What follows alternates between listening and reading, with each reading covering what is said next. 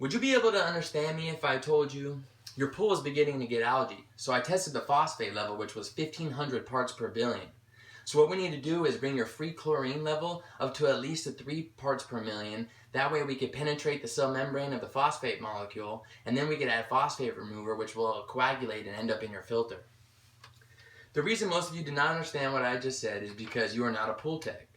In fact, most pool techs would find what I said to be pretty straightforward. This is because they are in my speech community. Speech communities exist when people share a common knowledge about how to use specific language and the purpose it serves.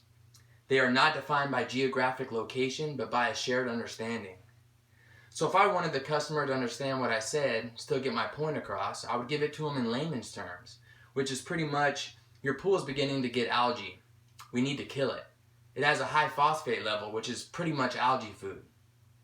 In my speech today, I'm going to provide you with a few examples, as well as explain the significance of being aware of the speech communities in your life. Often, speech communities are more general. It could be anything from guy-girl talk to the difference between old and young. Sometimes this difference of language is seen as a simple misunderstanding, and the consequences are mild. An example would be when I'm talking about different electronic music with my brother, and my grandma's listening, and she would have no idea what I'm talking about. Other times, the consequences could be much more severe, such as a divorce or a termination from a job. An example of this would be how I sometimes do not know how to approach certain emotional situations with the opposite sex. This is probably because I grew up with 2 brothers in a very masculine-dominant household. The book mentions this when it states, masculine communities don't emphasize using communication responsibly, so men tend to make fewer listening noises when someone else is talking. I think this may be, along with some others, why women might feel that way. Psychology Today states, men and women both use minimal responses such as mm-hmm, yeah, and oh, but women use them more as a way of showing support and encouragement.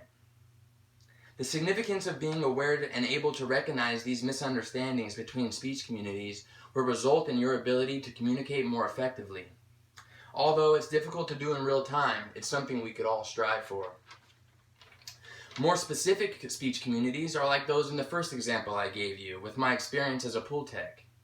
Another example would be in our classrooms or our sports teams. We use specific language such as names of projects or people's names in the class that an outsider wouldn't be able to understand. Inside jokes and lingo among friends are all products of speech communities. An example would be if I was talking to my mom about this class and just mentioned that Bradley and I had to act out defensive listening in Samadi's charades game, she probably wouldn't understand. What should be done is I should start the conversation by giving my mom some frame of reference. I could say, the other day in my speech class, the TA, Samadi, set up this charades game where Bradley and I acted out defensive listening. This is why she can understand the message I am trying to convey. The final area we can see is speech communities on the internet and social media. Many different languages are used all over the internet. Some is in plain language that is explaining shared common knowledge upon any given topic, while others is done in code and only understood by few. An example would be when I was in high school, my friends and I would use the term ride bikes when we were referring to using cannabis. We would post it on MySpace or Facebook, and it was kind of our special little thing. In the article, Cracking the Codes Our Kids Use on Social Media, it states, parents might grab their kid's phone, checking it, thinking one thing, and they could have this whole other life going on, and the parents would be clueless.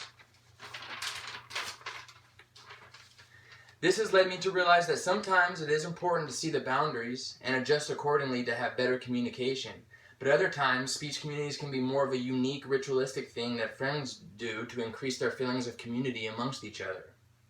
So in closing, not only can speech communities and the differences they define create social dilemmas in our lives, but they could also bring us closer together. Thanks.